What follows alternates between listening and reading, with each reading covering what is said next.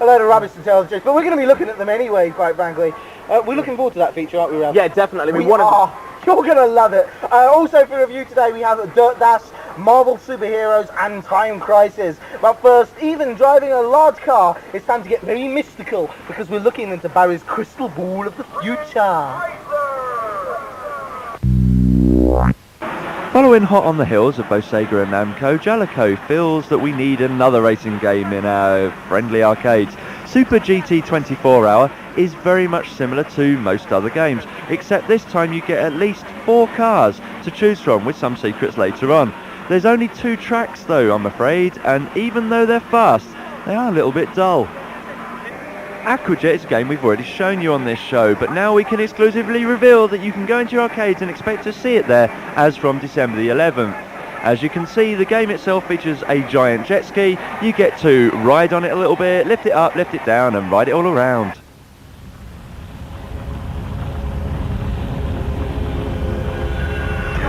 Although not strictly an arcade game, this is incredibly interesting indeed, mainly because it is better than the original arcade machine. Mortal Kombat the arcade machine came in 3 separate guises. This time, Mortal Kombat Trilogy features all the characters from the arcade originals and more. It even features the backgrounds from all 3 arcade machines.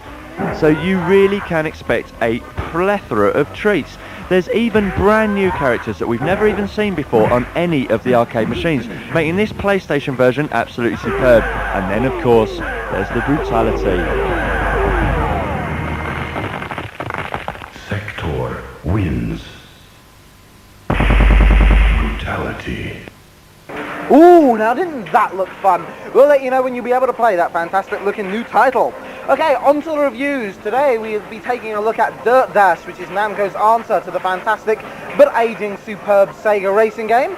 And we'll also be taking a look at Time Crisis, which is Namco's answer to the superb but rather aging Sega shooting game. Also, for our main review today, we have Marvel Superheroes, which is a great beat 'em up with all your favourite Marvel characters.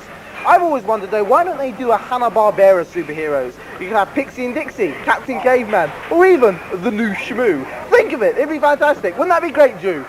Yes, it would, wouldn't it? He can't wait, he loves his Hanna-Barbera. Okay, today's reviews are supplied by everybody's favourite cool, calm and collected Kate, and also Tricky Ricky Henderson, who, believe it or not, is a distant relation of the Violet Blade.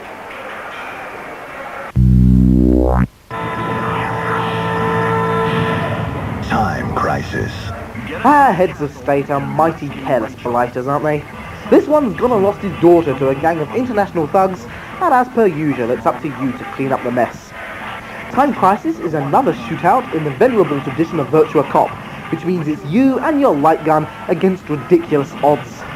One feature in Time Crisis, however, is the Cabinet's Pedal. Your bounty hunting character will automatically seek cover behind any crate, barrel, or handy corpse he encounters. Use the pedal to leap from your hiding place, catching your doomed enemies on the hop. Even the gun itself has developed since the halcyon days of Sega's Polygon shooter. This model features a realistic recoil action, allowing you to feel every bullet you send your opponent's way. All the features in the world aren't going to save your untrained mercenary, so if saving children is a career you cherish, then you better get practicing. Anybody who doesn't know Time Crisis already has got to have their head examined because it is one of the best arcade games I think I've ever played. It's a bit like Virtua Cop, and you've got this pedal on the floor and you have to stamp on it to sort of like duck in and out of wherever you're hiding to stop people shooting you. It is a great game. I mean, I always know a good game because when I play it I beat everybody because I'm just on it all the time, and I think it's a top game. No, Time Crisis is fantastic. Now the actual pedal increases the playability tenfold, because on Virtua Cop you've got the guns, okay, yeah, and it's fast and it's exciting, but on Time Crisis the actual pedal, the fact that you can duck down behind crates and duck down behind other large objects that are in your way before you shoot people is superb, because it gives it that edge of realism. The actual edge of realism is superb. But also the gun is fantastic because it actually rattles in your hand, so you actually feel like you're shooting off a sailboat. Unfortunately, it's so good they'll probably ban it within a few weeks. But for now, get out there and play Time Crisis. Play it. Time Crisis 2, just as a little point, will have a 2-player option, which is the only thing that Time Crisis itself lacks. But other than that, get in your arcade, get your coins out and play this one. Gotta It's be superb, isn't it? top game. Action!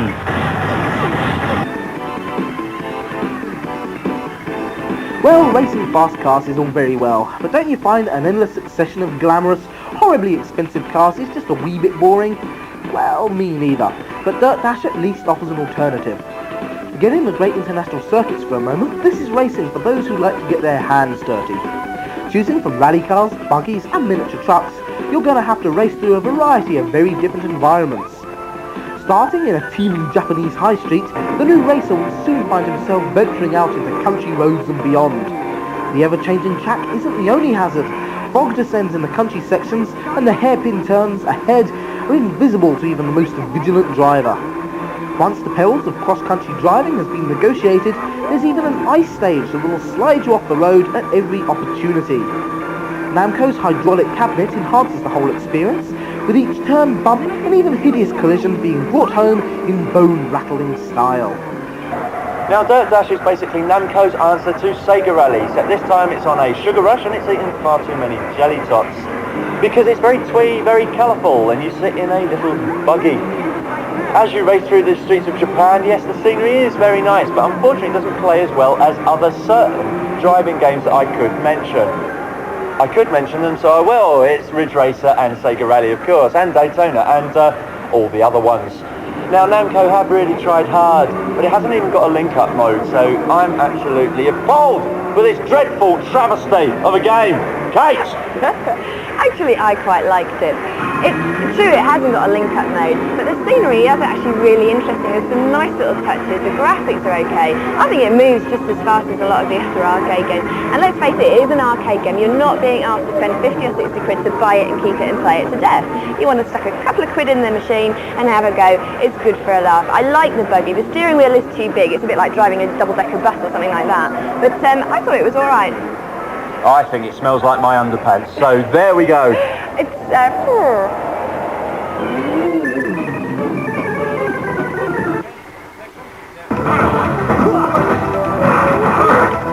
Fresh from chronicling the exploits of the Uncanny X-Men, Capcom has invited the rest of the Marvel stable to join their ever-expanding range of arcade fight fests. Every costumed adventurer of your wildest dreams has been included, from old favourites such as the spectacular Spider-Man and the dastardly Magneto, to lesser-known greats like the towering Blackheart and the tentacle-wielding Shuma-Gorath. The actions adopts the Street Fighter style as seen in the mighty Children of the Atom, with moves ranging from the simple punches and kicks to super combos that inflict up to 10 hits of damage, sending your opponent reeling towards the ceiling. Each character has his own victory speech, and while Spidey wisecracks over the crumpled cape of his victim, Magneto delivers his own brand of chest-beating pomposity. All tastes of superhuman is catered for, and your average puny human can take the controls of Captain America, the Hulk, or the telepathic X-Men Psylocke, all in the space of a single gaming session. I've collected American comics since I was but wee. Unfortunately, my therapist tells me that I shouldn't self-confess on national television, so I'll launch straight into this game. Now, Marvel Super Heroes is basically Street Fighter 2, another incarnation of it, this time with, of course, Marvel Super Heroes. It is superb, though, because you get all the classics. You get Captain America, Spider-Man, the Hulk. You won't like me when I'm angry. The X-Men are in there. It's not as good as the current big game in the Street Fighter games, which is X-Men versus Street Fighter, because it doesn't have a team-up, link-up mode, where you basically get two players and team up and link up and mode them. But Marvel Super Heroes is superb nonetheless. The actual special moves are awesome, and the game characters are huge. I am not a great Street Fighter fan, but when it comes to my personal faves, like Spider-Man in his very tight lycra, I've got to give it a good one. Oh well, Spider-Man in tight lycra is a good one for me as well, I'm afraid. It's a really top game. The X-Men and Children of the Atom and all those ones that came before, it's got all those characters in, all the special moves, all the ice throwing, all the spectacular things that you can do. Tons of gameplay. It's not really spectacular to look at. I mean, there's nothing really outstanding about it to look at, but gameplay-wise it's just completely jam-packed full. And after all, that's what a good game's about. So I give it a big thumbs up. Yeah, it certainly is, and basically, if you can answer this simple question, then you're a slightly better person than I. Basically, how does Spider-Man go to the toilet? But I give this one a thumbs up.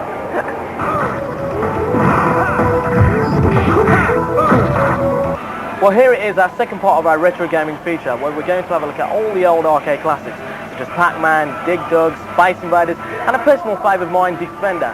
When I remember Defender from the early 80s, when I used to be just constantly playing in the local arcade. It's that one where you use your ship to zoom from left to right and rescue all the hostages and destroy the aliens. Such great memories.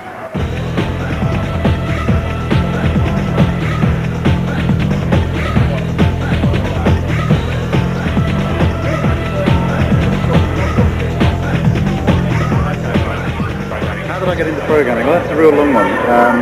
I started off in about 1976, 77, building my own computers, and that took a lot longer than it took to program them.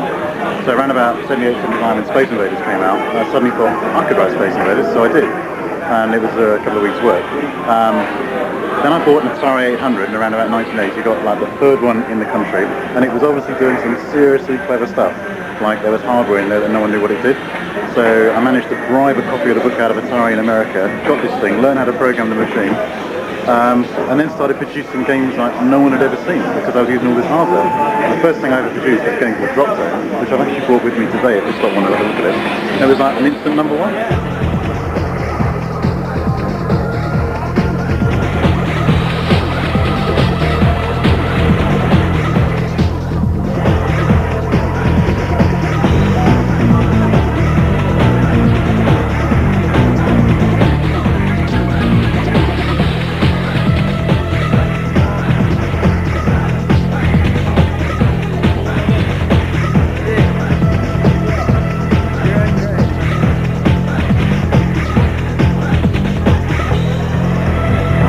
Why do I think games think that retro style? Well, because I think all the 80s stuff had like massive playability. And all this modern stuff is just basically technically absolutely amazing, but no gameplay. And the other problem is that in the 80s, me and the other guys here, we used to write our own games first and then sell them to a publisher. So a publisher didn't tell us what to do. Whereas these days, it's all got very corporate, very bureaucratic, and they want everything predicted in writing first. And another major problem is I'm asked these days to sort of plan games out in writing before you even start doing it.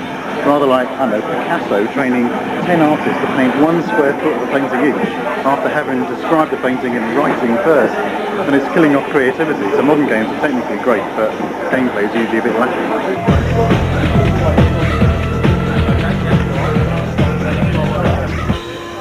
Well, we hope you enjoyed that feature. Welcome back to the Two Guys in a Car show. Ravi, did you enjoy that feature? Yeah, I thought it was a brilliant feature. I mean, there's nothing better than checking out these good old arcade games, you know what I mean? It takes you back a little, it's a great feeling. It does indeed. Yeah. Ravi, you're quite obsessed with those old games. He loves them. I don't know why. Me and Drew, we like the new arcades, don't we, Drew? That's right, he's on my side. He's my cameraman, don't you know? Okay, competition time. Thank you, Drew. Barry's Bumper Bag. We're back, giving you another chance to win loads of great goodies. All you have to do is answer this very simple question. I'm going to give it to you in a second, but Ravi, tell them what they can win. We've got loads of video games related merchandise, we've got t-shirts, video games, posters. All I'm saying is enter the competition, and what we will send you, you will not be disappointed with.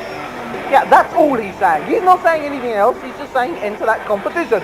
That's what he wants you to do. Okay, simple question. What is a bandicoot, okay? Is it A, an old man with gout? Is it B, a small Australian marsupial? Or is it C, the Bolivian word for deep fried sausages in custard? Drew, back off. You're getting dangerous there. If you think you know the correct answer, send them into the address we'll give you at the end of the show. First correct answer out of our big bag will win the entire lot. And as per usual, we'll post the winner's name on our website in the not too distant future. Good luck.